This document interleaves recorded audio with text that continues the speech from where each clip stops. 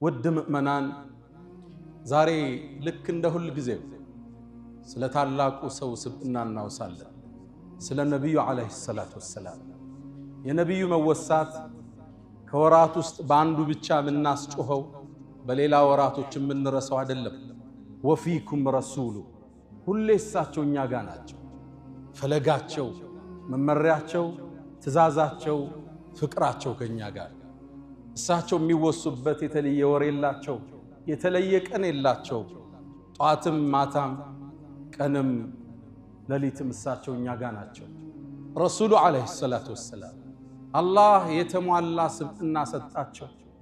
ለሰው ልጆች ሁሉ የሚመኙትን እሳቸው ላይ ያደረገና ለቀድ ካነ ለኩም ፊ ረሱልላህ ኡስወቱን ሐሰና መከተል ለፈለገ የተሟላ ሞዴል ተምሳሌት በመልእክተኛው አድርገናል አላህ።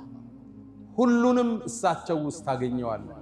ስለ ነብዩ አለይሂ ሰላቱ ወሰላም ስለ አንድ የህይወት ገጻቸው አውርተህ እሳቸውን መግለጽ አትችልም። ፈላስፎቹ እንደሚሉት ሙስሊም ያልሆኑት ስለ ነብዩ አለይሂ ሰላቱ ወሰላም የትኛውን ብንናገር ነው እሳቸውን የሚገልጻቸው? አትችልም።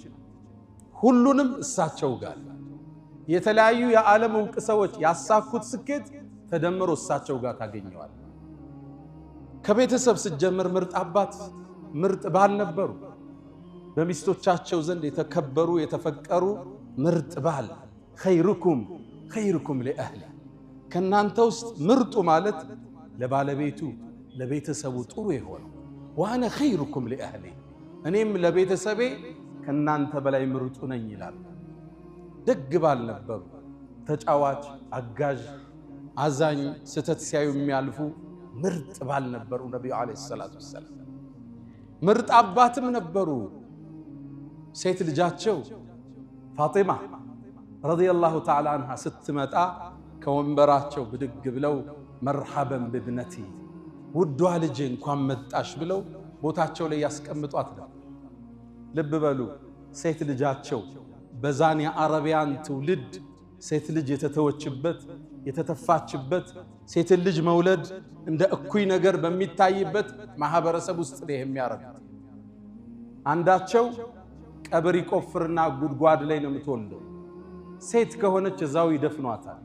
ወንድ ከሆነ ይዘውት ይመለሱ ነበር ያ ማህበረሰብ። አላህ ቁርአን አውርዶን ያረመው ወኢዘል መውኡደቱ ሱኢለት ቢአይ ዘንብን ቁትለት። እቺ ወርቅ ሕፃን ልጅ የውመል ቂያማ ቀስቅሰን ስንጠይቃት በምን ወንጀል እንደተቀበረች ዛቻ ወረዳል።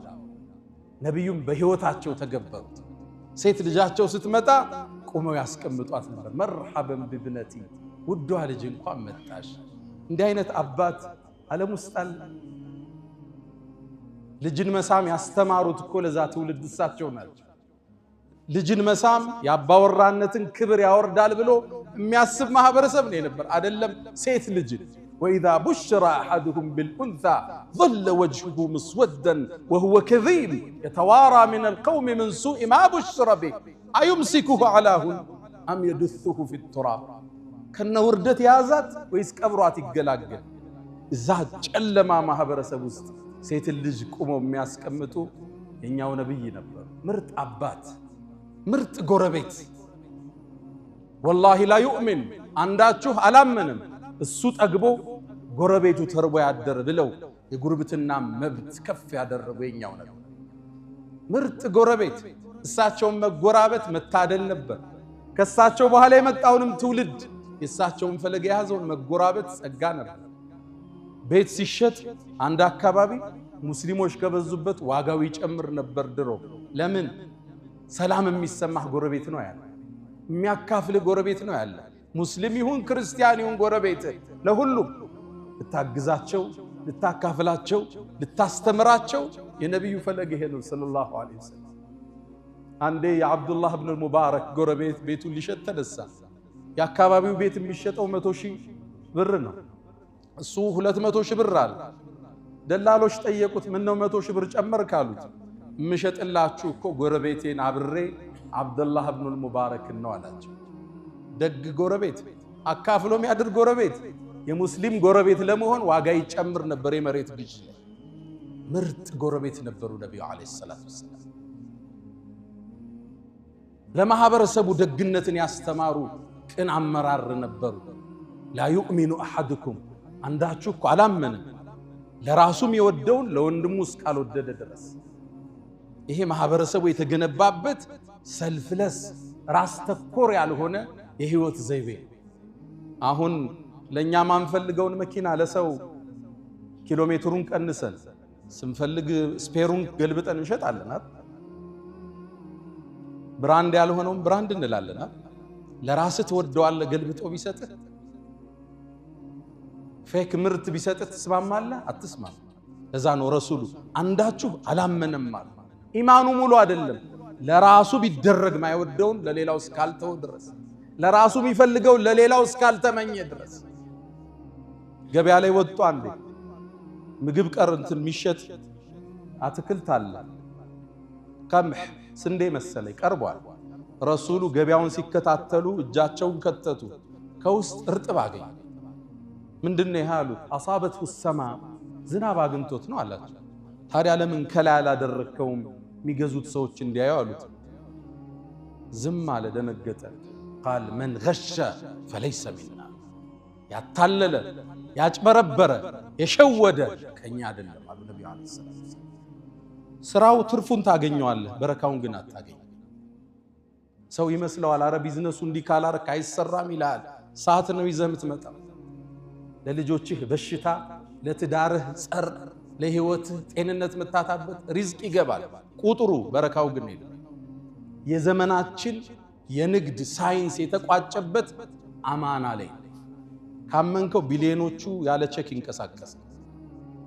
ምርጥ የማህበረሰብ ገንቢ ነበሩ ነብዩ አለይሂ ሰላቱ ወሰለም። ምርጥ ዳኛ ነበሩ ማህበረሰቡ ውስጥ። አያዳሉም ለዘራቸው ለቤተሰባቸው።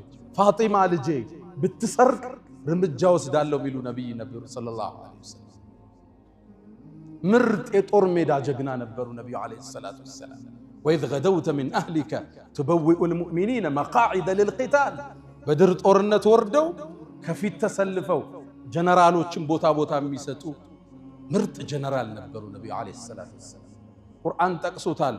አንተ ጦሩን ስታሰልፈው ይላቸዋል። ፊት ለፊት ቆመው የሰሃባውን ሞራል ሲቀሰቅሱ ከናንተ ውስጥ ዛሬ ማንም አይገደልም ጀነት የገባ ቢሆን እንጂ እያሉ ጀነራል ነበሩ ያንተ ነብይ ሰለላሁ ዐለይሂ ወሰለም። አብረው አወል ሶፍ ነበር የሚገኙት። ጦርነቱ ሲፋፋም አወል ሶፍ የሚገኙት እሳቸው ነበር። ለዛ ነው የኡሁድ ጦርነት ላይ ጥርሳቸው የተሰበረው ራሳቸው የተፈነከተው ሰለላሁ ዐለይሂ ወሰለም። ከጦር ውስጥ ጀግና ኻሊድና አልይ ናቸው ረዲየላሁ ተዓላ ዐንሁ። ጦርነቱ ሲፋፋም ይላል አይት ኢዛ ሐሚየት الوطيس ጦርነቱ ሲግል ነተቂ ቢረሱልላህ ከረሱል ጀርባ እንጠለል ነበር ይላል። ማነው ግንቡ? ማነው ጋሻው? ረሱሉ ሰለላሁ ዐለይሂ ወሰለም። እንዳሁኑ ዓለም ላይ እንደምናያቸው ጀነራሎች አይደሉም። ሰራዊት ይልካሉ። ያን እግሩን አጥቶ ይሄኛው አይኑን ጠፍቶ ይመጣል። እሱ ግን አንድ ኮከብ ይጨመርለታል። እዛ እግር ያጣል፣ እዚህ ኮከብ ይጨመርለታል። አዝምቶ አዋግቶ ማለት ነው። አወል ሶፍ ነበሩ ያንተ ነብይ ሰለላሁ ዐለይሂ ወሰለም። እሳቸው ነው ሰዓቱን ቀድሞ የሚጋፈጥ። የትኛውን ገጻቸውን እናውራ የረሱል ሰለላሁ ዐለይሂ ወሰለም? የትኛውን ፓርት እንዳስ?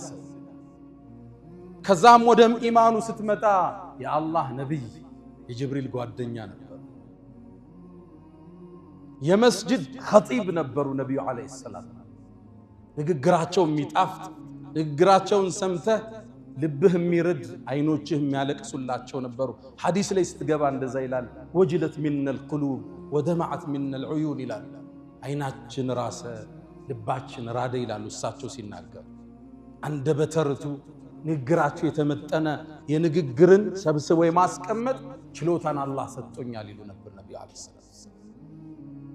የመስጂድ ኸጢብ የአገር ዳኛ የመዲና ማህበረሰብ የሚተዳደርበትን ወሲቃ ህገ መንግስት ያረቀቁ የህግ ፈላስፋ ነበሩ ነብዩ አለይሂ ሰላም። ይሁዳው ሙስሊሙ ክርስቲያኑ የሚኖርበትን ወሲቃ ህገ መንግስት ያረቀቁ ያንተ ነብይ ናቸው ሰለላሁ ዐለይሂ ወሰለም። የትኛው ገጻቸውን እናውራ? ደግነታቸውን፣ ቸርነታቸውን፣ ወሰን የሌለው ስጦታቸውን እናውራ? ረሱልን ሰለላሁ ዐለይሂ ወሰለም በአንድ ቃል መግለጽ አይቻልም። በአንድ መጽሐፍ ስለሳቸው ማውራት አይቻልም። ዓለም የተሳነው እሱ። ለዛ ነው አንድ የዘመናችን ዕውቁ ፈላስፋ ሙስሊም አይደለም ሙሐመድ ይላል ከሰው ልጆች በመሆኑ የሰው ልጆች የተለየን ክብር አግኝተዋል። እንኳን ከሰው ልጅ ሆነ እንዲህ አይነት የተሟላ ስብዕና ከመላእክት አላህ ቢያረግ ይሄን ሁሉ ሰብስበው የሰው ልጅ በመሆኑ የሰው ልጅ ሁሉ ክብርን አግኝቷል። ታዲያ እኒህን ውድ ነብይ አላቋቸው ወደዷቸው፣ ተቋማቸውን በሳቸው ስም ሰየሙ። አላህም መወሳታቸውን ከፍ አደረከው።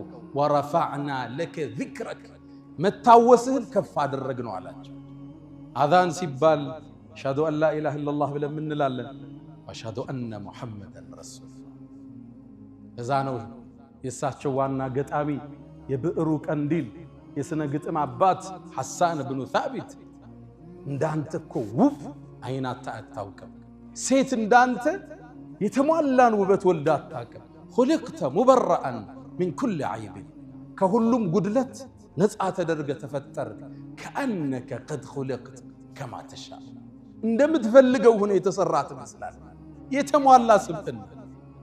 በሌላም ግጥሙ ላይ አላህ እኮ የሙሐመድን ስም ከሱ ስም ጋር አቆራኘዋል። ኢዛ ቃለ ፊል ኸምሲል ሙአዚኑ አሽሀዱ ሙአዚኖቹ ሸሃደተይንን ሲጠሩ የአንተም ስም እንዲወሳ ሆነ። ወሸቀ ለሁ ሚን እስሚሂ ሊዩጅለሁ ሊያልቃቸው ፈለገና ከስሙ ስም ቀዳላቸው። ፈዙል ዐርሽ የዐርሹ ባለቤት ከዐርሹ በላይ ያለው አላህ አልመሕሙድ ነው ስሙ፣ ምስጉን ነው አላህ ለባሮቹ ባረገው ጸጋ። ወሀዛ ሙሐመድ አለ ይሄ ደግሞ ሙሐመድ ነው የተመሰገነ ማለት ነው። ስማቸው ከስሙ ጋር እንዲጻፍ አላህ ከተለ። መወሳትህን ከፍ አረግንልህ አላቸው። ወደንም ይሁን ሳንወድ ዓለም ላይ የመጀመሪያ የሰው ልጆች ስም ማን ነው? ሙሐመድ ይባላል። ዓለም በሙስሊሙ ዓለም እንዳይመስላችሁ እንግሊዝ ውስጥ ብትሄዱ የህፃናት ዋናው ስማቸው ማን ቁጥር 1 ነው የያዘው? ሙሐመድ ይባላል እንግሊዝ ውስጥ። ታዲያ እኛስ ቤት ሙሐመድ አያስፈልግም? ልጆች ስንወልድ ቢያንስ አንዱን ሙሐመድ ልንለው ይገባል። ቀደምቶቻችን ስለሳቸው በሳቸውን ስም በማውጣት አይወጣላቸውም ፍቅሩ ነበር። አንዋር አውላቂ የሚባል አንድ ዓሊም አንድን ሰው አሜሪካ ውስጥ አገኘሁት ይላል። እሱ መስጂድ ስምህ ማን ነው ስለው መሐመድ አልዓሽር አለኛል። መሐመድ 10 ማለት 10 ደግሞ ምንድነው አልኩት። አይ አባቴ ረሱል ሰለላሁ ዐለይሂ ወሰለም በጣም ይወዳል፣ ስለዚህ የልጆቹን ስም የሚጠራው መሐመድ ብሎ ሁሉም መሐመድ አላቸው። በምን ይለዩ? የመጀመሪያው መሐመድ አልአወል አለ አንደኛ፣ ሁለተኛ መሐመድ الثاني ይባላል፣ ሶስተኛው መሐመድ ይባላል። እኔ 10ኛው ነኝ አለ። ስሙ ማን ነው? መሐመድ አልዓሽር ይባላል። እኔ አብረውኝ ያደጉ አንድ ቁመተ ጀርጋዳ አባት አሉ። እሳቸው ልጆቻቸውን ሁሉ መሐመድ ነው ስማቸው። አንዱ መሐመድ ሳልሕ ነው፣ ሌላው መሐመድ ከድር ነው፣ መሐመድ ዳውድ ነው፣ መሐመድ ነው ቤታቸው። ቤታችን አንድ መሐመድ አያስፈልገው? ሁላችን ንያ እናድርግ። ረሱልም እናስታውስበት። አንድ ሰው በሳቸው ስም ይፈልጋል። ታዲያ አላህ ወፈቀኝና በቅርቡ በቀናት ውስጥ አንድ ልጅ አላህ ወፈቀኝ፣ ስሙንም በሳቸው ስም ተውሼ መሐመድ አልኩት።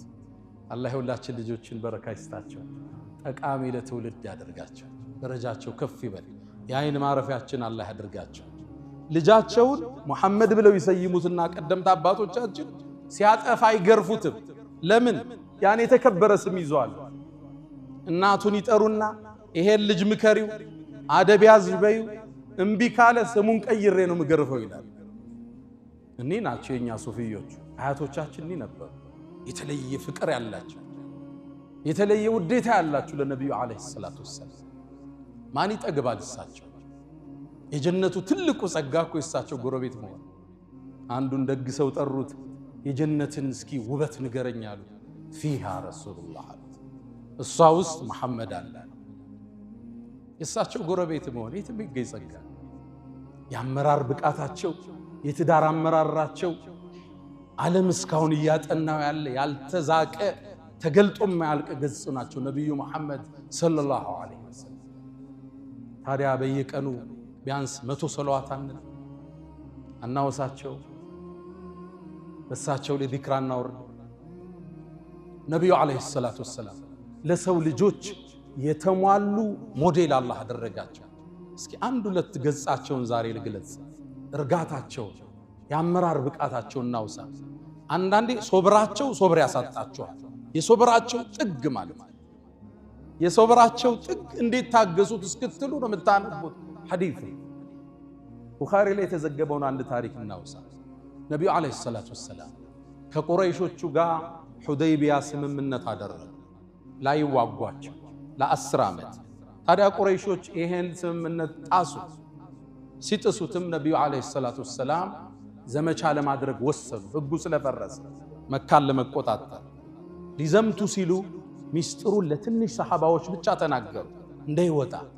ረሱል ቁረይሾቹ ሳያውቁ ዘምተው ነው መቆጣጠር የፈለጉት። በትንሽ ሰብአዊ ኪሳራ ሰው ሳይሞት ደም ሳይፈስ ነው መካን መያዝ የፈለጉት። ከዛም እጃቸውን አንስተው አላህ ሆይ ይሄን ወሬ ከቁረይሽ ጀሮ ጠብቀው አሉ ሰለላሁ ዐለይሂ ወሰለም። ታዲያ አንድ ግን አስደንጋጭ ክስተት ተከሰተ። ከነሱ ታማኝ ሰሃባዎች ውስጥ ሐጢብ ኢብኑ አቢ በልተዓም ይባላል። ሰሃቢይ በድርን የተሳተፈ ነው። ኃይለኛ ጦረኛ ነበር። ረሱሉም ሰለላሁ ዐለይሂ ወሰለም ወደ ነገስታቶች ደብዳቤው አስዘው የላኩት ሰሃባ ሐጢብ። እሱ ቁረይሽ ጋር ድሮ ይኖር ነበር ከመካ ወደ መዲና ሳይሰደድ።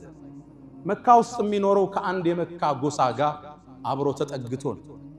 ሐሊፍ ይባላል። አስጠግተውት ይኖራል። ታዲያ መካን ለቆ ሲወጣ ልጆቹን ንብረቱን ትቷቸው ወጣ። ሁሌም መዲና ሆኖ ያስባል። የመካ ሰዎች እኔ ዘመድ ስለሌለኝ ልጆቼን ይገሏቸው ይሆን? ንብረቴን ይወስዱት ይሆን? ባለቤቴም ምን ያርጓት ይሆን? ሁሌ ሐሳብ አለ። ልክ ይሄ ኢንፎርሜሽን ሲደርሰው ለቁረይሾች አንድን ውለታ መዋል ፈለገ። ረሱሉ ዓለይሂ ሰላቱ ወሰላም መካን ሊዘምቱ እንደሆነ የሚያትት የሚስጥር ደብዳቤ ጽፎ ወደ መካ ላከ። ከባድ ነው። የጦርነቱን ሚስጥር ስትራቴጂ ሊዘምቱ እንደሆነ ከትቦ ወደ መካ ላከ። ውለታ ሊውል ሐጢብ ይችላከልን ዘመድም ባይኖረው ልጆቹን ጠብቃለን እንዲሉት ትልቅ የፈንጅ ቀጠና ረገጠ። ረሱልን ግን አላህ ይጠብቃቸዋል ሰለላሁ ዐለይሂ ወሰለም። አላህ አሳወቃቸው። ወዲያውን ዓሊይ ብኑ አቢ ጣሊብ፣ ዙበይር ብኑ አልዓዋም፣ ሚቅዳድን ጠሯቸውና ፈንጠሊቁ አሏቸው፣ ተጓዙ። ይሄን ጎራ ተራራ አልፋችሁ አንድ ቦታ ስትደርሱ በግመል ያለች ሴት ታገኛላችሁ፣ ወረቀት ይዛለች፣ ይዛችሁት ነው አሉ ነብዩ አለይሂ ሰላቱ ወሰለም። አላህ ገለጠላቸው ሰለላሁ ዐለይሂ ወሰለም። ሙዕጅዛቸው አንዱ ይሄ ነው። ተአምራቸው ዓሊይም ሚቅዳድም ዙበይርም እነዚህ ጀግና ወጣቶች ፈረሳቸውን አስነስተው ሮጡ። ካሉት ቦታ ላይ እችን ሴት አገኙ። ቀረቧት፣ አስቆሟት። አንቺ ዘንድ አንድ ወረቀት አለ ስጭን አለ። ኧረ እኔ የለኝም አለች። እንፈትሽሽ ፈተሿል፣ አጡት። እንግዲህ ሚስጥራዊ ቦታ ነው የደበቀችው። እባክሽን ማ ከዘብና ወላ ኩዝብና አልዋሹንም፣ ነቢዩም እኛም አላሸነሽም። ለቱኽሪጅነ ልኪታብ አው ለቱልቅየነ ሲያብ አላት። ወይ ደብዳቤውን አውጪ አለ ራቁትና ቆምሻለን።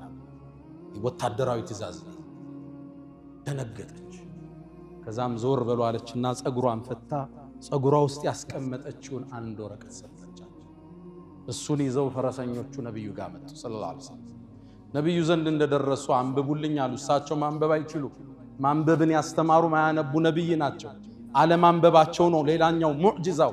ዓለምን የለወጠ ቁርአን ይዘው የመጡ ማያነቡ ነብይ፣ ይሄ ነው ትልቁ ሙዕጂዛ። አንብቡልኝ አሉ።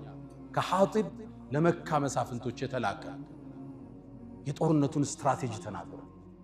ደነገጡ ሰሃባዎች። ሐጢብን ጥሩት አሉ ነብዩ አለይሂ ሰላቱ ወሰለም። እና ዑመር ኢብኑ አልኸጣብ ደም ጎርሰዋል። እንዴት እንዲህ አይነት ክደት በነብዩ ላይ ይፈጸማል? ተጠራ ሐጢብ። ደብዳቤውን አሳዩት። ተመልከት የአመራር ብቃት፣ ተመልከት እርጋታን ሰለላሁ ዐለይሂ ወሰለም። ሐጢብ ሆይ ይሄን አንተ ነው እንዴ ጻፍከው አሉት። አዎ ያ አላህ መልእክተኛ አላቸው። ፈራ። ነብዩ ማስከተል በቂ ነበር እሱ ጋር እርምጃ ለመውሰድ። ማ ሐመለከ ኢላ ሃዛ ሐጢብ ሆይ ይሄን ለማድረግ ምን አነሳሳ? ያ አላህ መልእክተኛ አትቸኩልብኝ አላቸው። እኔ በዲኔ ክጄ ባንተ ክጄ አይደለም፣ ወይም ካንተና ከአላህ በላይ ሌሎችን አስቀድሜ አይደለም። ያ አላህ መልእክተኛ እኔ ቤተሰቦቼ ቁረይሽ ጋር ዘመድ እንደናንተ አይደለሁም ለነሱ። ቤተሰቤን አደጋ ላይ ሊጥሉ ይችላሉ። እቺን ደብዳቤ ስትደርሳቸው ውለታ አይተው ቤተሰቤን ቢጠብቁልኝ ብዬ ነው የአላህ መልእክተኛ። አንተ ደግሞ የአላህ ነብይ ነህ፣ የኔ ደብዳቤ እንደማይጎዳህ አውቃለሁ አላቸው። ይሄ መልስ ነው ለእናንተ? ከባድ የረሱል ሶብር ያሳጣቸው ዋጣረጉት። ረሱል ሰሃባው ምን ይፈርዱበት? ዑመር ያፈጣል፣ ሰሃባው ያፈጣል። ሰደቀኩም አሉ ነብዩ አለይሂ ሰላም። በርግጥ እውነት ብሏችኋል አሉና በተኑት ስብስብ። ዑመር ኢብኑ አልኸጣብ አልቻለም። የአላህ መልእክተኛ እባክህን ፍቀድልኝ፣ በሰይፍ አንገቱን ላስተካክለው ይህን ከሃዲ አላቸው። ረሱል ዑመርን ሳባረጉት። እናንተ ዑመር ኻጢብ እኮ በድር ላይ ተሳትፏል። ምናልባትም የበድር ተሳታፊዎችን አላህ የፈለጋችሁትን ስሩ ምራችኋለሁ ብሏቸው ቢሆን ሰለላሁ ዐለይሂ ወሰለም ይህን እርጋታ፣ ይህን ሰብር፣ ይህን የአመራር ብቃታ አለይከ ሰላቱ ወሰላም። ነቢዩ አለይሂ ሰላቱ ወሰላም እርጋታን የተቸሩ የአመራር ብቃት ያላቸው፣ ሳያጣሩ ማይፈርዱ፣ ሳያዳምጡ ማይወስኑ። አሁን እኮ ከሰውየው ሳንሰማ በሰው በደረሰ አንዳንዴም ገብቶኛል ብለን ራሳችን በተረዳነው አረዳል ሰው ላይ እኮ እንወስናለን። ሰራተኛ እኮ እናባረራለን፣ ትዳር እኮ እንበትናለን፣ ንግድ እኮ እናቋርጣለን። በሰው ወሬ በመሰለኝ በህይወናል ማለት ነው። ፈተበየኑ ወሬ ሲመጣ አዳምጡት፣ አረጋግጡት፣ ትክክል ነው ወይ መዝኑት፣ እዛ ውሳኔን አስተላልፉ። አሁን ያለንበት የችኮላ ወቅት የሚያሳየን እሱ። አንድ ታሪክ አስታውሳለሁ። አንድ ሰው ለዓመታት እስር ቤት ውስጥ ገባ። ታስሯል። ሚስቱ ጋር ተራርቁ። አልፎ አልፎ እየሄደች ትጠይቀዋለች። ልጅም ወልዶ ነበር። ልጁ አድጓል። ከዓመታት በኋላ የሰው ተፈታ። ሚስቱ ባሌ መጣ ብላ ፈንድቃለች። ቤተዘመድ ተሰብስበዋል። ከዛ ልጁም አባቱ ሲያየው አላወቀው በመልክ። አባቱ ያኔ ዓመታት እስር ቤት ቆይቷል። ፊቱ ተለውጧል። ባባዬ አንተ ነህ እንዴ አለው። አዎ አለው። አይ የኔ ባባ አንተ አይደለህም። የኔ ባባ ማለት እናቴ ማታ ማታ አቅፋው ምተኛ ነው አለ። ተበሳጨ። ለማረጋገጥም ለራሱ ድል አልሰጠም። ፎቅ ቤት ነበረ። ሚስቱም በልዴት ወረወራት። አካሏ ተጎዳ። ከዛም እሱም ያለቅሳል። ልጅም እናቱ ወድቃለች ያለቅሳል። እስኪ እናት ይዛው ምተኛው ሰው ያሳየኛል። ልጁም ከመሳቢያው አምጥቶ ፎቶ ለአባቱ ሰጠ። ያ ፎቶ አባቱ በወጣትነት የተነሳው ነበር። ሚስት ባሏን ስለናፈቀች አቅፋው ትተኛ ነበር። ያ ነው የሱ አባት። አሁን ፊቱ ተቀይሯል፣ አላወቀው። አሁን በምን ይክሳታል? ይች ሚስት አካል ጉዳተኛ አርጓታል። እሱን ናፍቃ ነበር ይዛው ምተኛ። ፈተበየኑ አረጋግጡ። በየትኛውም የህይወት መስመር ፖለቲከኛም ሁን፣ ነጋዴም ሁን፣ አመራርም ሁን፣ ስራም ላይ ሁን፣ መጀመሪያ አጣራው፣ መዝነው፣ አቸኩል ለውሳኔ። ለምን ይሄን አረክ ብለህ ጠይቀው። ማብራሪያ ከሱ ተቀበል። ምናልባት ምክንያቱ ካንተ በላይ ሊያሳምን ይችላል። ረሱል አለይሂ ሰላቱ ወሰላም በጣም የረጉ የሰከኑ፣ የአመራር ብቃታቸው ተዝቆ ማያልቅ ስክነት፣ ትልቅነት የተላበሱ የኛው ነብይ ረሱል አለይሂ ሰላቱ ወሰላም ፈለጋቸውን ከሚከተሉት አላህ ያድርገን። አላ ወፈዐሉ الخيرات واستغفروا ربكم فطوبى للمستغفرين።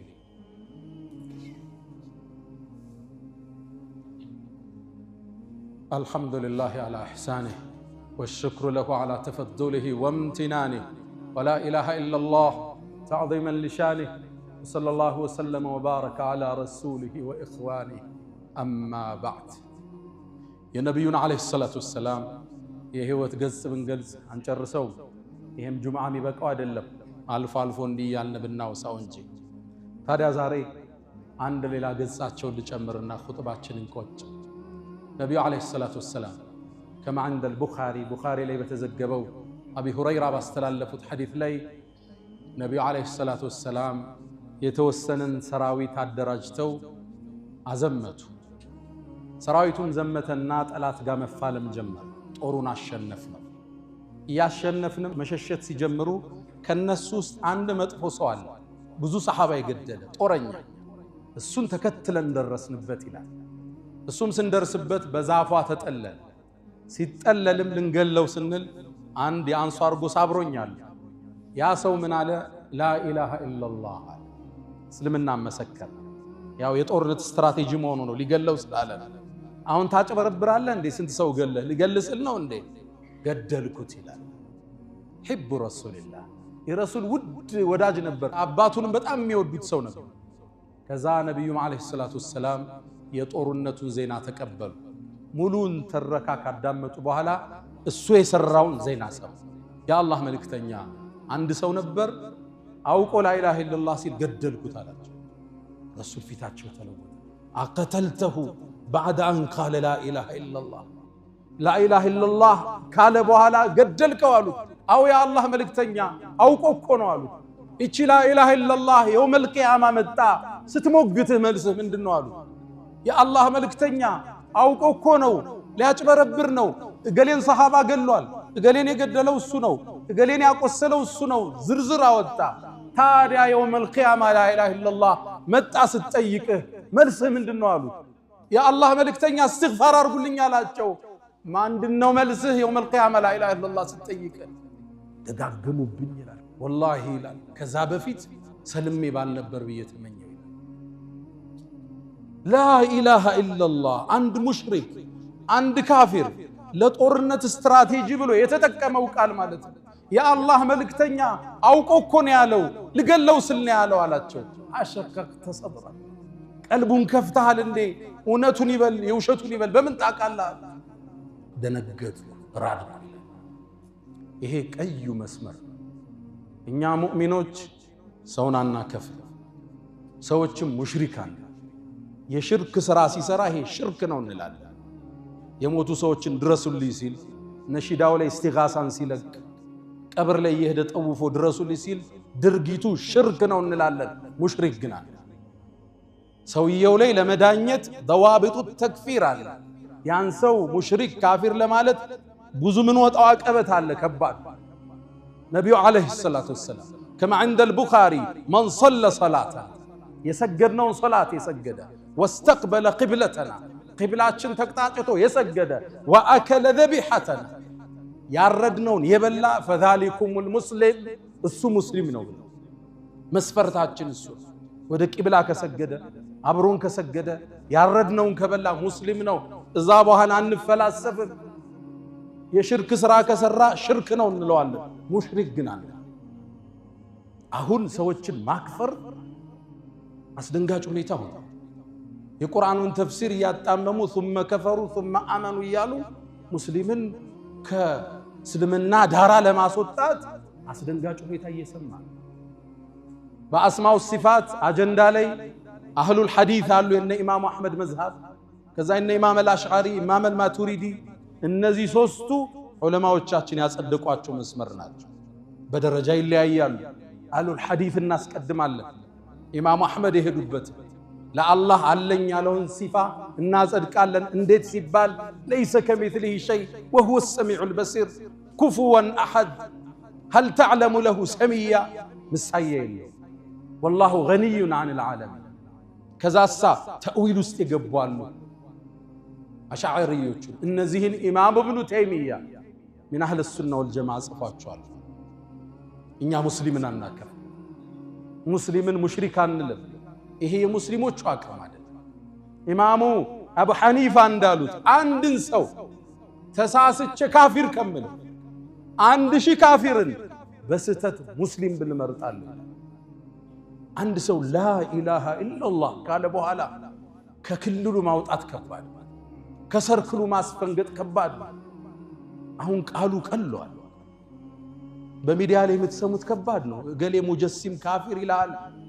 ዓመታት እድሜውን ለዲን የሰጠን ሰው ቡኻሪና ሙስሊምን ቁጭ ብሎ የሚያቀራውን ግለሰብ ይህ ከሉብናን የመጣ የመሻሪዕ ኸይሪያ መዝሃብ አለ ሰዎችን የሚያከፍሩበት። እሱ ኢትዮጵያ ውስጥ መብቀል ጀምሯል። ሙስሊሙ ጥንቃቄ ያሽ። አንድ ሰው አንዱ ሙሽሪክ ሲል ካየው መስመር ለቋል። ለዓመታት በሰለፊዩ ወገን ያለውን ጀማዓት ተክፊር ወልሂጅራ ስንታገል ኖር። አሁን ደግሞ ከታች በሱፊያ ስም መሻሪዕ መጥቶ ኢትዮጵያ ውስጥ ሙስሊሙን ካፊር የሚል ደግሞ ሌላ ነው። ሙስሊሙ ከዚህ ነፃ። ይሄን የነብዩን ሐዲስ ቡኻሪ ላይ የተጠቀሰውን ሁሌ ያዙት። አቀተልተሁ بعد ان قال لا اله الا الله لا اله الا الله ካለ በኋላ ገደልከው። እቺ አጥር ከባድ ነች። እቺን ያለን ሰው ማክፈር ሙሽሪክ ማለት ከባድ። ተውሂድ እናስተምራለን፣ ሽርክን እናወግዛለን፣ ሰዎች ሙሽሪካን ይሄን ካሉት ጋር መታተፋል ማለት። አሁን ደግሞ ከዚህ ታች ሌላው ማለት ثم كفروا ثم آمنوا እያለ የቁርአኑን አንቀጽ አጣሞ ሙስሊሞችን የሚያከፍር ግሩፕ ታያለ። ጥንቃቄ ይሻል። በሰለፊያም ጭምብል ይሁን በሱፊያ ጭምብል የሚመጣን ያክፍሩት ኃይል አንቀበል። ወደ ቂብላ የሰገደ ያረድነውን የበላ ሶላታችን የሰገደ እሱ ሙስሊም ነው ተብሏል። ተቀብለን ነው የምናልፈው። ተውሂዱን እንማማራለን። ከዛ በኋላ የነብዩ አለይሂ ሰላቱ ወሰላም የህይወት ገጽ ብዙ ነው። የቱን ገልጸን ጨርሰዋል? ባይሆን ለዛሬ ችግሮችን ስናይ እናስተውል ዘንድ አንቸኩል ዘንድ ፈተበየኑን እንደ ስንቅ እንውሰድ። ሁለተኛ ሙስሊም የተባለን የሰገደን ሰው ላለማክፈር ሙሽሪክ ላለማለት ሁሌም ጥንቃቄ መገለጫችን ይሁን። ያ መን تحبون النبي محمد صلوا عليه وسلموا طول المدى فصلاتكم وسلامكم نورا لكم بأمسكم وبيومكم ولكم غدا إن الله وملائكته يصلون على النبي يا أيها الذين آمنوا صلوا عليه وسلموا تسليما اللهم صل على محمد وعلى آل محمد كما صليت على إبراهيم وعلى آل إبراهيم وبارك اللهم على محمد وعلى آل محمد كما باركت على إبراهيم وعلى آل إبراهيم في العالمين إنك حميد مجيد اللهم أعز الإسلام والمسلمين وأذل الشرك والمشركين اللهم وحد صفوفنا اللهم وحد كلماتنا اللهم احمي حوزة الدين اللهم ربنا آتنا في الدنيا حسنة وفي الآخرة حسنة وقنا عذاب النار اللهم إنا نسألك العفو والعافية والمعافاة الدائمة في الدين والدنيا والآخرة ألا فأقم الصلاة.